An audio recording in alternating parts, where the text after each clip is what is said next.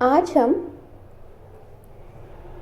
Entropy, समान प्रायिकता नियम, लघु मात्रा में ऊर्जा स्थानांतरण व ऊष्मागतिकी का द्वितीय नियम, इन टॉपिक्स का अध्ययन करेंगे। सबसे पहले एंट्रोपी। एंट्रोपी किसी तंत्र की अस्त व्यस्तता या यादृच्छिकता के माप को व्यक्त करती है। अर्थात किसी तंत्र की अस्त व्यस्तता, यादृच्छिकता या रैंडमनेस के माप को एंट्रोपी कहते हैं। इसे कैपिटल एस के द्वारा व्यक्त किया जाता है। एंट्रोपी एस एक ऊष्मागतिक फलन है तथा यह एक अवस्था फलन है जो कि तंत्र की प्रारंभिक व अंतिम अवस्था पर निर्भर करती है, ना कि पथ पर निर्भर करती है। यह एक अवकल राशि होती है। एंट्रोपी एस को किसी तंत्र या निकाय की अभिगम्य सूक्ष्म अवस्थाओं के रूप में भी व्यक्त किया जाता है। यदि किसी तंत्र या निकाय की अभिगम्य सूक्ष्म अवस्थाओं की संख्या ओमेगा है तथा उस तंत्र या निकाय की ऊर्जा ई है, तो यह अभिगम्य सूक्ष्म अवस्थाओं की संख्या ओमेगा ऊर्जा ई का फलन होती है तथा निकाय के अभिगम्य सूक्ष्म अवस्थाओं की संख्या ओमेगा है, तो उस तंत्र या निकाय की एंट्रोपी एस को इस प्रकार व्यक्त किया जाता है। S इक्वल्स टू स्मॉल के लॉग ओमेगा। यहाँ पर स्मॉल के वोल्टजमान नियतांक को व्यक्त करता है। तो इस प्रकार हम देखते हैं कि किसी निकाय की एंट्रोपी उस निकाय के अभिगम्य सूक्ष्म अवस्थाओं ओमेगा के लॉगरिथम के परिमाण को नापती है। इस एंट्रोपी एस की विमा स्मॉल के अर्थात ऊर्जा की विमा के तुल्य होती है। इसके बाद समान प्रायिकता नियम।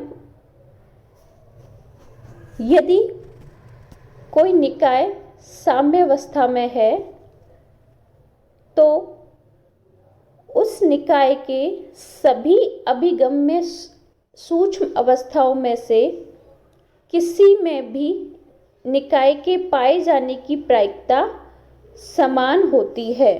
अर्थात उस निकाय की सभी अभिगम्य सूक्ष्म अवस्थाएं समप्रायिक होती हैं।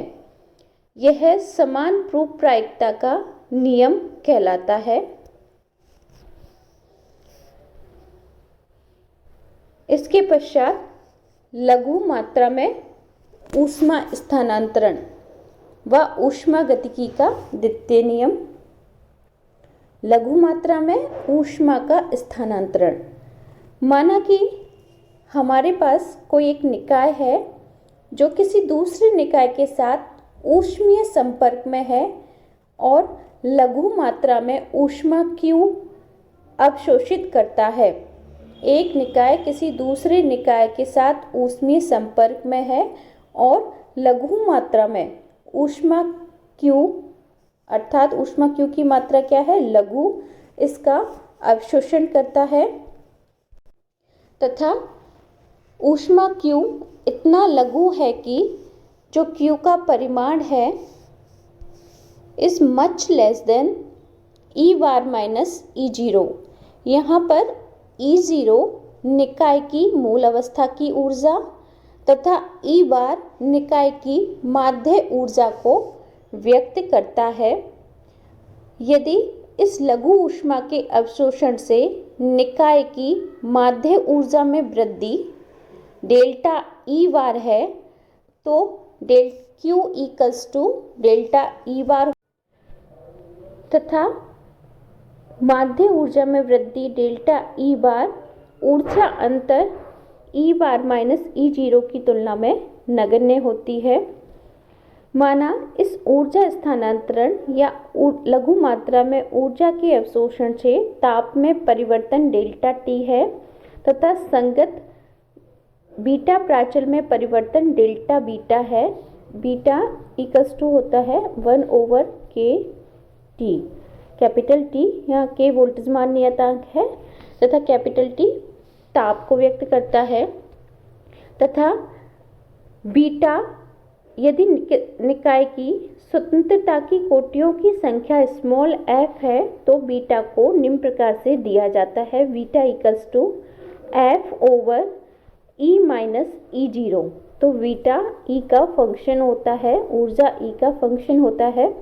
इस प्रकार हम डेल्टा बीटा को निम्न प्रकार से व्यक्त कर सकते हैं। Delta beta equals to beta का e के सापेक्ष आंशिक अवकलज मल्टीप्लाई विद डेल्टा ई बार।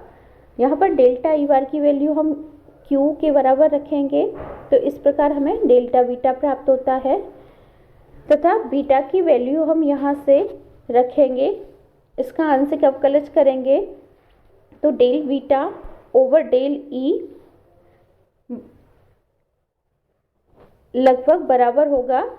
इसका हम आंशिक अवकलज करेंगे। आंशिक अवकलज करने के पश्चात हमें del beta over del E की वैल्यू प्राप्त होती है -f/e-e0 का होल स्क्वायर।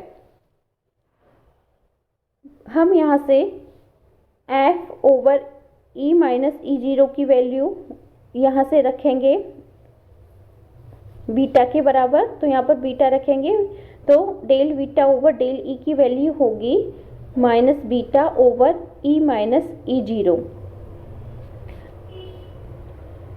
तो इसका मान हम इस समीकरण में रखेंगे तो इससे हमें डेल बीटा प्राप्त होगा।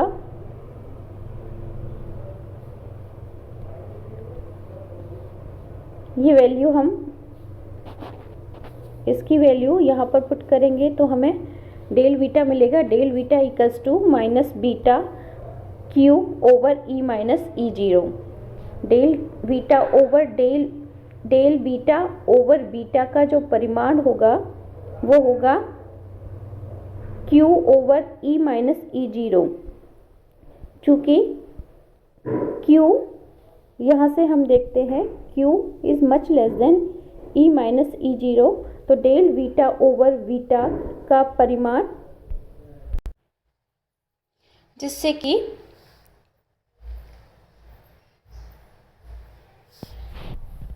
q/e-e0 का मान 1 से बहुत कम होगा, अर्थात डेल बीटा ओवर बीटा का मान मच लेस देन 1 होगा, जिससे हमें यह परिणाम प्राप्त होता है del beta is much less than beta, अर्थात जो बीटा में परिवर्तन है वो बहुत कम होगा बीटा की तुलना में।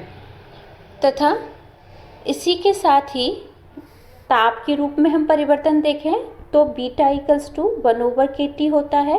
तो T को बीटा की फॉर्म में हम निम्न प्रकार से लिख सकते हैं, capital T equals to k beta 1/k beta तथा डेल्टा T का मान हम निकालें तो डेल्टा T को हम निम्न प्रकार से निकाल सकते हैं। इसका डेल्टा T हमें प्राप्त होगा, इससे डेल्टा T इक्वल्स टू इसका एक बार अवकलन करेंगे तो हमें प्राप्त होगा k⁻⁻1 beta minus beta over beta square del beta. यहाँ से हम इसको रीअरेंज करके इस प्रकार से लिखेंगे equals to minus k beta -1 beta -1 del beta. यह t के बराबर है तो इसको हम t के बराबर है और इसको यहाँ पर लेके जाएंगे तो इससे हमें प्राप्त होगा delta t over t equals to minus del beta over beta. तो इस प्रकार हमें यह रिलेशन प्राप्त होता है delta t over t equals to minus delta beta over beta. चूँकि del beta is much less than beta, तो डेल्टा टी का परिमाण भी टी की तुलना में बहुत कम होगा, जिससे स्पष्ट होता है कि यदि निकाय द्वारा ऊष्मा का अवशोषण परिमाण में अत्यल्प है तो निकाय के ताप में परिवर्तन भी नगण्य होता है या ताप में परिवर्तन भी अत्यल्प होता है। तो इस प्रकार यदि एक निकाय किसी दूसरे निकाय से ऊष्मीय संपर्क में है और लघु मात्रा में ऊर्जा का स्थानांतरण करता है तो उसके ताप में परिवर्तन भी नगण्य होता है।